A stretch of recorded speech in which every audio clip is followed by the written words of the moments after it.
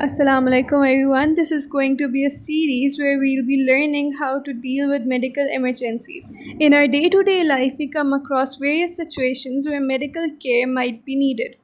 If the situation is a life threatening situation and requires urgent care, then the care that you provide is called as first response. Whereas in non life threatening situations where basic care like bandaging for minor cuts and wounds, that is referred to as first aid. In this series, we'll be learning how to manage a life threatening situation so that you are well aware of the actions that should be taken under such circumstances to save someone's life. We shall begin with the mnemonic Doctors ABC. This is to help you remember each step in order so that when you approach a casualty, you know which step comes first. So, the first step or the first letter is D, which is danger. You assess any dangers that might harm you or the casualty. And then we have response. You check the response of the casualty. Casualty is the person who is under a life threatening situation and needs your help. So, we'll be referring to the victim as the casualty. Then we have S, which is seek for help or calling the emergency medical services. And then we have A for airways, B for breathing, and C for circulation of the casualty. We'll be starting with the most important step, that is protecting yourself from any danger. Because if you are not safe, you can't help the casualty. And you might instead become another casualty. So we'll be having two casualties now. So the first thing you have to ensure is your safety. You look around for any environmental risks. Then you will ensure your physical, emotional, and legal safety. And only after that, you may approach the casualty for help. So your safety always comes first.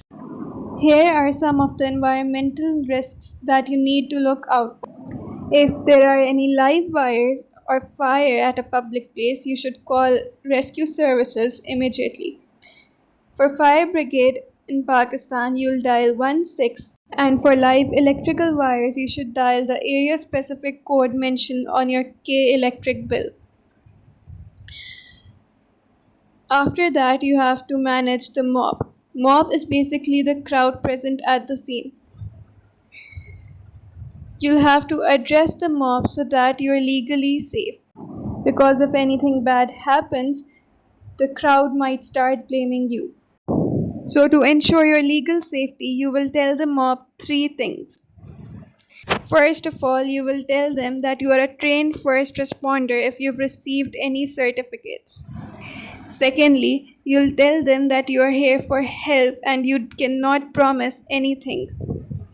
And thirdly, you will ask them for their cooperation. If you need the crowd's help, you will point them out so that there is least confusion.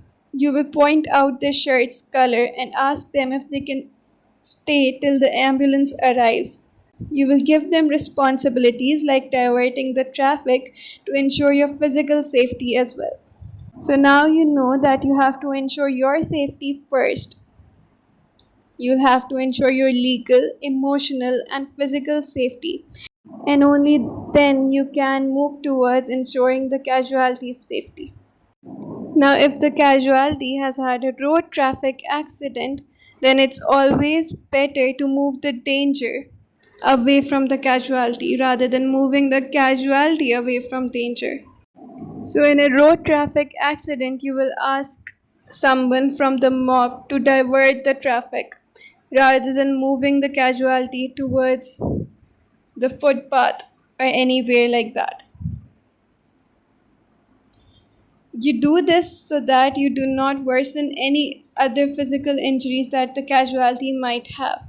But there are only three situations in which you may move the casualty away from the danger, and we refer to those situations as TBD: trauma, burns, or drowning.